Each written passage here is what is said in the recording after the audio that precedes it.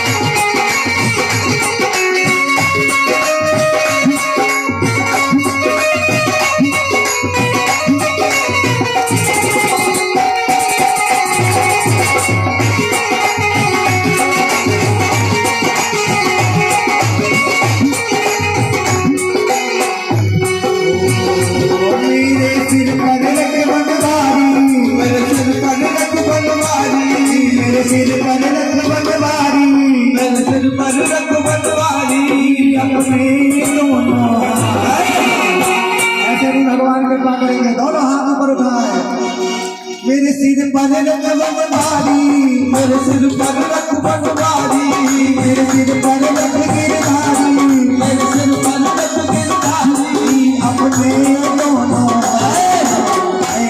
हो दीजिए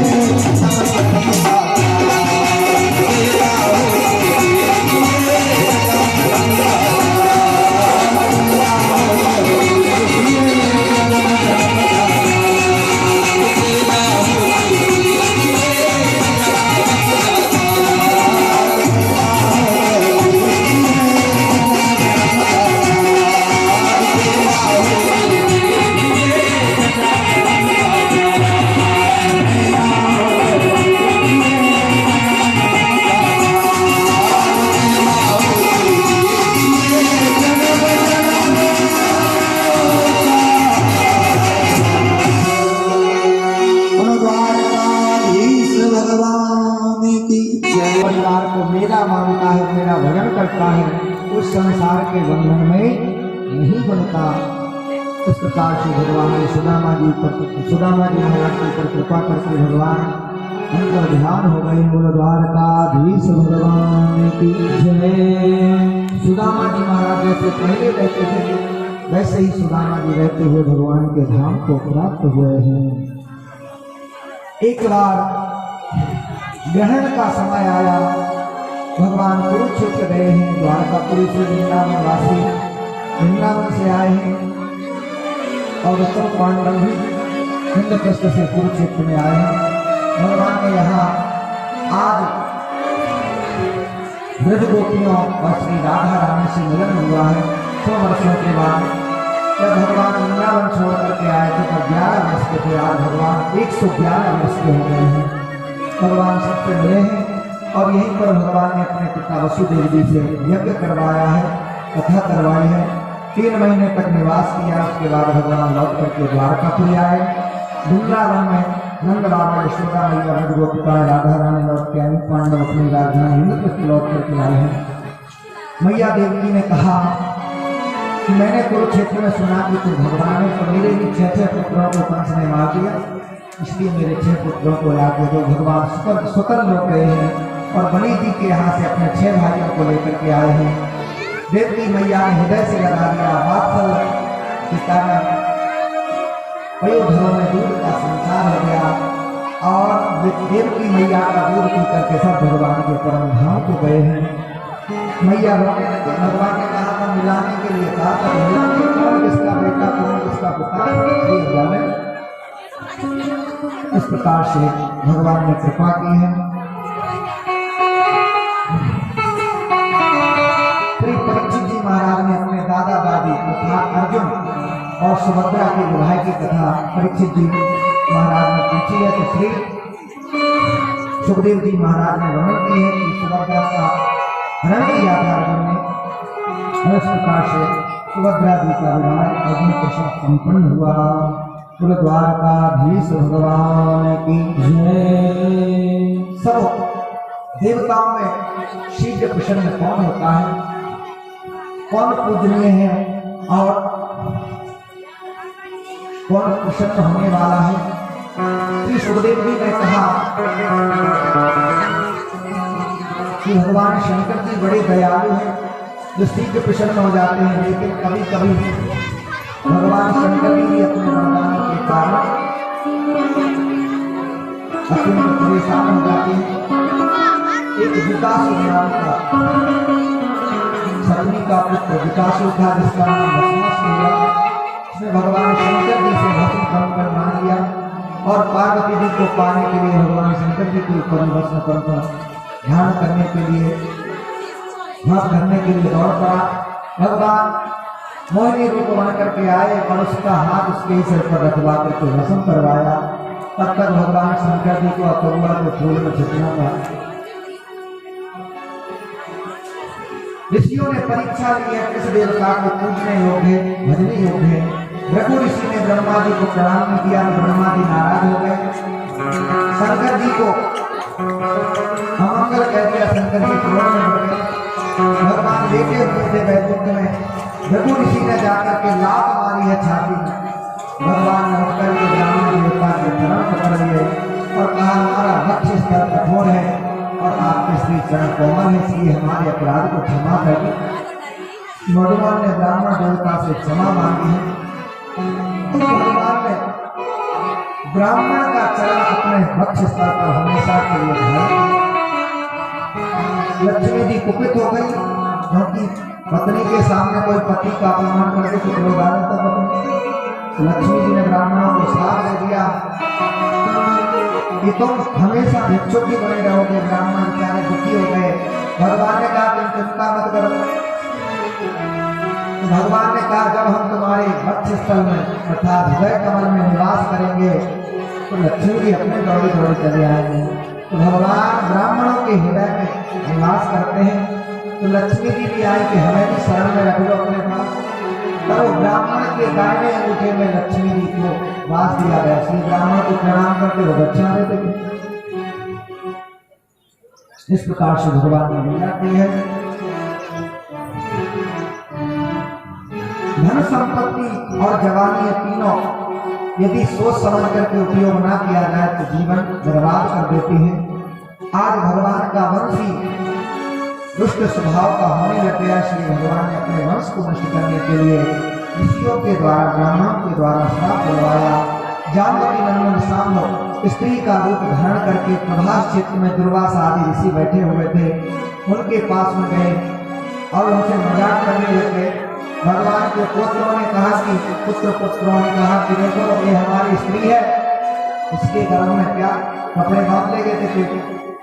दुर्वासा ऋषि त्रिकालज्ञ ऋषि में क्रोध आ गया, मूर्खों मेरी परीक्षा लेने के लिए आए हो, जाओ हम श्राप देते हैं कि तुम्हारे गर्भ से मूसल होगा, कि तुम्हारे सारे वंश को विनाश कर देगा। दौड़े दौड़े अपने बाबा उग्रसेन के पास आए, जैसे ही पेट से कपड़े छोड़े गए मूसल प्रकट हो गया है। उग्रसेन महाराज ने मूसल को पिछवाया है और समुद्र में बहा दिया, जिससे एरका नाम की घास हो गई, उत्पन्न हो गई। मूसल का जो अग्र भाग था उसे समुद्र में फेंक दिया, मछली निकल गई। मछली ने तो मछुआरों ने पकड़ा और लोहा बाजार में बेच दिया। लोहे को एक लोहार ने खरीदा और तीर के अग्र भाग पर लगाया है, और वो तीर एक वहेलिया ने खरीदा। वसुदेव जी दुखी रहने लगे अपने वंश के श्राप को सुनकर। तब देवर्षि नारद जी महाराज आए हैं और उन्हें नव योगेश्वर संवाद सुनाया है, और नव योगेश्वरों ने बड़ी सुंदर कथा सुनाई है। और उसकी दत्तात्रेय भगवान के 24 गुरुओं की कथा वसुदेव जी को सुना कराई है। दत्त भगवान की इस प्रकार से आज सब द्वारकावासी लड़ते हुए प्रवास क्षेत्र में आए हैं। बड़े बड़े दिग्वस्त्रों को चला दिया। जब अस्त्र समाप्त हो गए तो वही एर का नाम की घास एक दूसरे को मारने लगे और मरने लग गए। भगवान एक पीपल वृक्ष के नीचे अपने बाएं पैर के ऊपर अपना दाहिना चरण रख करके लेटे हुए कैसे बहिरिये ने भगवान के श्री चरण में मृग को देखा है और वहीं से तीर छोड़ा है, भगवान के चरण में आकर के लगा है। बहेलिया जैसे आया, रोने लग गया। भगवान ने कहा दुखी मत हो, ये मेरी इच्छा थी, इसलिए जाओ तुम मेरे लोक को प्राप्त हो गए। भगवान ने अपने लोक को भेज दिया, क्योंकि पूर्व जन्म का बाली का भगवान ने बाली को चित्ते मारा। श्री उद्धव जी आदि ऋषि आदि सब आए हैं। उद्धव जी महाराज ने भगवान से बड़ा सुंदर उपदेश ग्रहण किया है। ज्ञान क्या है, वैराग्य क्या, संन्यास क्या है आदि का वर्णन किया। और भगवान ने दत्तात्रेय भगवान के 24 गुरुओं की कथा सुनाई और उनसे कहा कि यहाँ से शीघ्र ही तुम बद्रीनाथ धाम चले जाओ, क्योंकि आज से ठीक 7वें दिन ये द्वारकापुरी डूब करके समुद्र में लीन हो जाएगी। इस प्रकार से उद्धव जी महाराज आए हैं। अर्जुन भगवान की पटरानियों को भगवान ने कहा कि ले जाकर के निरंजरा में छोड़ा। जैसे ही लेकर के आए हैं, भगवान ने स्वयं भीड़ बन करके आए और अपनी पत्नियों को हरण करके ले गए। द्वारकापुरी देखते ही देखते जल में डूबने लग गए। भगवान को देवता लोग आकाश में खड़े और देख रहे हैं कि भगवान कहाँ जा रहे हैं। भगवान देखते ही देखते एक रूप से तो गोलोक धाम चले गए और एक रूप से श्रीमद् भागवत महापुराण में प्रविष्ट हो गए। बोलो द्वारकाधीश भगवान की जय। भगवान के जाते ही कलियुग प्रारंभ हो गया। श्री सुखदेव जी महाराज ने कलियुग के दुर्गुणों का वर्णन किया है 6 अध्याय में। कलियुग में धर्म कैसा होगा, कलियुग में धर्म कैसा होगा जिससे कुटुंब का भरण पोषण कर लिया जाए, ऐसे ही कलियुग में धर्म कहा जाएगा। कलियुग में विवाह कैसे होंगे, जो कन्या जिसको पसंद कर लेगी उसी के साथ विवाह कर लेगी। जाति वर्ण धर्म से लेना देना कुछ नहीं रहेगा। ऐसे कलियुग में विवाह होंगे। जो ब्राह्मण जनेऊ पहन लेगा, जो जनेऊ पहन लेगा उसी को ब्राह्मण समझा जाएगा। जो कलियुग में ज्यादा पाखंड दिखाएगा वही सबसे बड़ा विद्वान समझा जाएगा। और जो बड़े बड़े राजा हैं, जो बड़े बड़े राजा हैं, जो चोर होंगे वही सत्ता के अधिकारी होंगे जो दिन रात प्रजा के खून को चूसते रहेंगे, कर के रूप में लूटते रहेंगे। इस प्रकार से जब प्रजा अत्यंत दुखी और परेशान हो जाएगी तब घोर कलिकाल लग जाएगा, ना तो धर्म बचेगा ना वर्ण बचेगा। तब भगवान कलकी भगवान का प्रादुर्भाव होगा। भगवान उत्तर प्रदेश के शंबल नाम की तहसील में विष्णु जैसे ब्राह्मण के यहाँ कलकी रूप में अवतार ग्रहण करेंगे। भगवान विष्णु निष्ठा कलकी प्रादुर्भाव भविष्य, जिनके गुरु परशुराम भगवान बनेंगे और उनका विवाह वैष्णवी देवी से होगा जो त्रिकूट पर्वत पर तप कर रहे हैं। और भगवान घोड़े पर बैठ कर के आएंगे और दुष्टों का विनाश करेंगे। अपनी तलवार से काट काट करके दुष्टों का विनाश करके अपना धर्म की स्थापना करेंगे। भगवान का घोड़ा श्वेत वर्ण का होगा और मन की गति के समान चलने वाला होगा। इस प्रकार से कलकी भगवान का प्रादुर्भाव होगा। बोलो कलकी भगवान की जय। इस कलयुग में जिसे अपना कल्याण करना है भगवान की कथा को श्रवण करे और भगवान के नाम को गाए। कलयुग केवल नाम आधारा, सुमर सुमर नर उतरे तारा, उसी का कल्याण हो जाएगा। श्री सुखदेव जी ने राजा परीक्षित जी से कहा कि तुम तो राजन निश्चय की पशु बुद्धि में मान गई, अब तुम मरोगे पशु बुद्धि का याद कर दो। जैसे हजारों घरों में जल भर के रख दो तो सब में सूर्य का प्रतिबिंब दिखाई पड़ता है और उन घरों को फोड़ दो तो घट का प्रतिबिंब सूर्य के जन्म में जाकर के लीन हो जाता है। उसी प्रकार से परमात्मा आत्मा के रूप में निवास करते हैं। जब इसको छोड़ देते हैं तो भगवान में जाकर के आत्मा लीन हो जाती है। तो भगवान के हजारों हाथ हैं, हजारों मुख हैं। भगवान के विराट स्वरूप का वर्णन किया और कहा कि और कुछ पूछना चाहते हो। परीक्षित जी ने कहा गुरुवर अब कुछ नहीं पूछना चाहते। श्री सुखदेव जी महाराज उठकर के खड़े हुए हैं। राजा परीक्षित जी महाराज ने सुखदेव जी का पूजन किया है। परीक्षित जी महाराज ने श्री सुखदेव जी महाराज का पूजन किया है। हम भी सुखदेव जी महाराज का पूजन करें और हमारे यजमान जी भी करने के लिए आ रहे हैं। दोनों लोग आ जाए। बोलो श्री सुखदेव भगवान की जय। हरि की कथा सुनाने वाले, प्रभु की महिमा गाने वाले, तुमको लाखों प्रणाम, तुमको मेरा प्रणाम।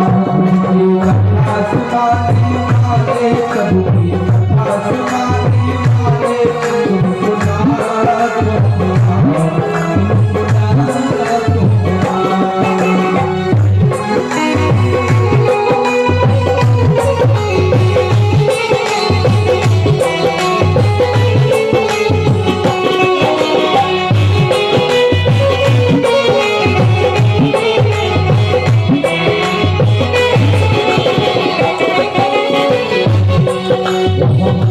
तेरा क्या पावे शीश झुकाते जावे, तेरा क्या पावे बस शीश झुकाते जावे। तेरा क्या पावे बस शीश झुकाते जावे। मगती वाले बताने वाले, तुमको लाखों प्रणाम, तुमको लाखों प्रणाम,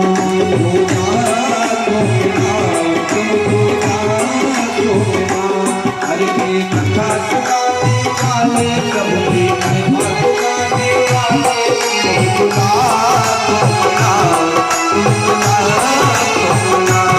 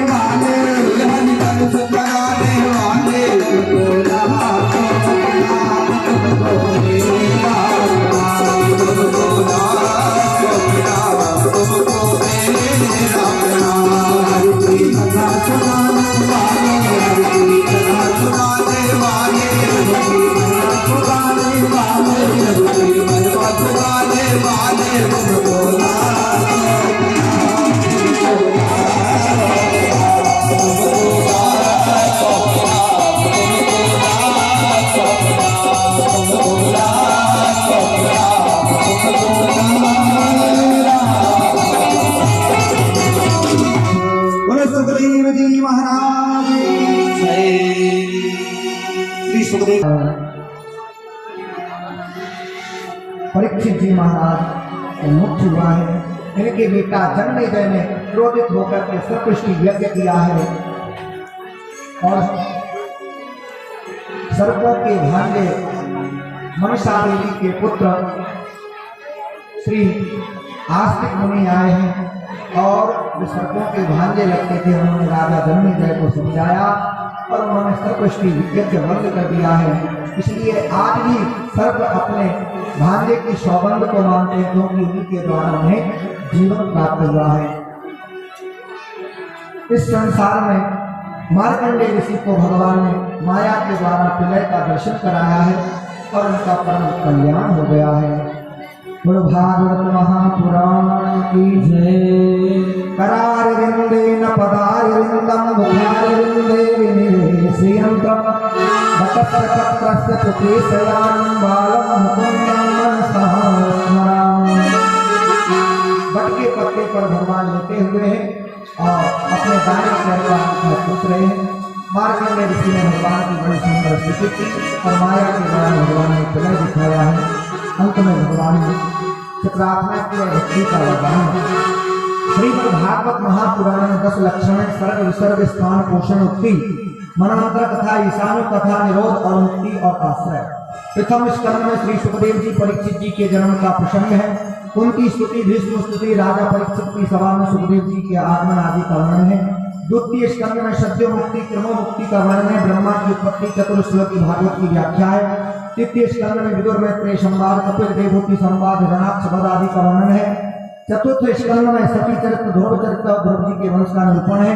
पंचम स्कंद में पीड़ित चरित्र आग्नेय चरित्र नाभि चरित्र जलभत की कथा जलभत रघुगण संवाद खगोल भूगोल का वर्णन और 28 प्रकार के नरकों की कथा है। छठवें स्कंद में सर्वप्रथम अजामिल उपाख्यान गुरु हत्या का वर्णन और गुरु हत्या का परिणाम मरुद्गणों की उत्पत्ति है। 7वें स्कंद में परम भागवत श्री प्रहलाद जी महाराज का पावन चरित्र और नृसिंह भगवान की करुणा की कथा है। 9वें स्कंद में सूर्यवंश और भगवान श्री राघव सरकार की संक्षिप्त कथा और कृष्ण वंश का वर्णन है। 10वें स्कंद में भगवान श्री कृष्ण की बाल लीलाओं का वर्णन विस्तार से है। वृंदावन गोकुल लीला, मथुरा लीला, गोकुल की लीला, वृंदावन लीला और द्वारका मथुरा लीला और वृंदावन द्वारकापुरी की लीला आदि का वर्णन है। 12वें स्कंद में कलयुग के दुर्गुणों का वर्णन है।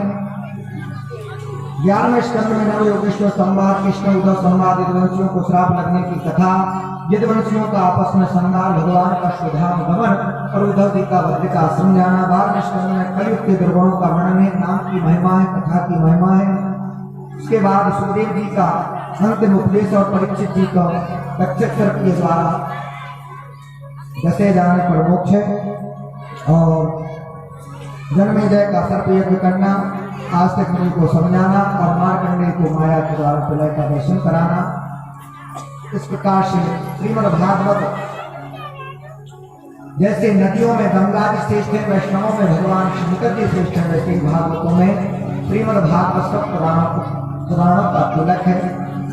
क्षेत्राणाम चैव सर्वेषां यथा काशी हन्तमा तथा पुराणकानां श्रीमद्भागवतम्। क्षेत्रों में जैसे काशी श्रेष्ठ है वैसे पुराणों में भागवत सर्वोत्तम है। भागवत पुराण का तिलक है। वैष्णवों का परम धन है। परमहंसों की संगीता है। भक्ति ज्ञान वैराग्य की इसमें त्रिवेणी बहती है। ऐसी भागवत रूपी त्रिवेणी में जो अवगाहन करता है उसे गोविंद की प्राप्ति हो जाती है। अंत में भगवान का नाम ही इस घोर कलिकाल में भक्तों का मार्गदर्शन करने वाला भगवान का नाम और भगवान की कथा होगी। इसी के द्वारा कलयुग के भक्तों को मुक्ति का मार्ग दिखाई पड़ेगा और भगवान का दर्शन होगा। प्रकार से भगवान के नाम की महिमा गाई है।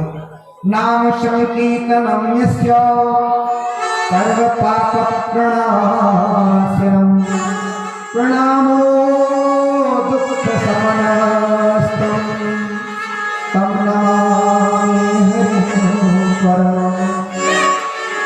भगवान के नाम से सब पापों का विनाश हो जाएगा और सब यज्ञों का फल प्राप्त हो जाएगा। इससे बढ़िया सरल साधन इस कलयुग में कुछ भी नहीं है। इस प्रकार से आप लोगों ने 7 दिन तक भागवत महापुराण की कथा को श्रवण किया। तो भागवत सुनने का तात्पर्य क्या है? भागवत सुनकर के हमारे जीवन में परिवर्तन होना चाहिए। क्यों? क्योंकि भागवत सुनकर के यदि हमारे जीवन में कोई भी परिवर्तन नहीं आया तो समझो हमने भागवत कथा सुनी है। जैसे पहले रहते वैसे आज भी रह रहे, समझो भागवत कथा सुनी। भागवत सुनने के बाद यदि जीवन में एक भी शब्द उतार लिया और जीवन आपका बदल गया तो समझ लेना आपने भगवान की कथा सुनी। तो भगवान का भजन निरंतर करते रहो। कोई मिले उससे राम राम कहो, क्योंकि बैठ करके भजन नहीं कर पाते हो। दिन में कितने लोग बोलते होंगे राम राम कहो, राधे राधे कहो। जितनी बार जिमाई आए उतनी बार भगवान का नाम का स्मरण करो। ऐसा नियम बना लो तो भजन करना नहीं पड़ेगा, भजन होने लग जाएगा। इस प्रकार से भगवान का भजन करना चाहिए, अपने जीवन में अपनाना चाहिए। समय का अभाव है, इसलिए आप लोगों ने 7 दिन तक कथा श्रवण की। तो कथा श्रवण करने के बाद दक्षिणा दी जाती है। भागवत की दक्षिणा क्या है कि भागवत सुनकर के अपने जीवन में उतार लो, पर अमल करो तो समझो आपने दक्षिणा दे दी। और यदि आपने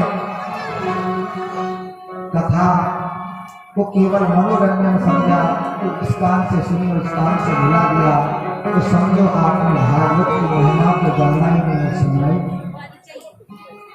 तो 7 दिन आपने भगवान की कथा श्रवण की है, तो भगवान की ओर अपने मन को लगाएं और भगवान की भक्ति करें। 7 दिन में हमने आपको कथा सुनाई। अब वाणी है, मांस की जीव है, हो सकता है कई बात ऐसी निकल जाती हैं कि हम भी तो आदमी हैं, भगवान तो आदमी से ही गलती हो सकता है कोई बात ऐसी निकल गई हो जो आप लोगों को अच्छी ना लगी हो, आपके हृदय में दुख हुआ हो, तो उन बातों को वापस करने, उन वचनों को, और जो बातें आपको अच्छी लगी हों उन्हें अपने जीवन में अपनाएं और उन्हें अपने जीवन में उतारें। भैया जिंदगी का कोई ठिकाना नहीं है, इसलिए अब भगवान जब आप लोगों के ऊपर कृपा करेंगे तब जाकर के फिर भगवान की कथा, यदि जीते रहे तो फिर सुना देंगे। कोई वरमान मिल गया, क्योंकि जिंदगी का तो कोई ठिकाना नहीं। यदि जिंदगी रही और भगवान की कृपा रही तो फिर कभी धामना ग्राम में फिर कथा होगी। तो रही लालिमा पूरम में, यदि रही लालिमा पूरम में तो सूर्य उदय निश्चित होगा, और यदि रहा आपका प्रेम बाकी बिहारी जी के चरणों में तो पुनर्मिलन निश्चित होगा। नजरों ने नजरों से देखा, हम तो सबकी नजर में रहते हैं, लेकिन हमारी तो किस्मत ही कुछ ऐसी है कि हम सदा बिहारी जी की शरण में रहते हैं। बोलो बाकी बिहारी लाल की जय।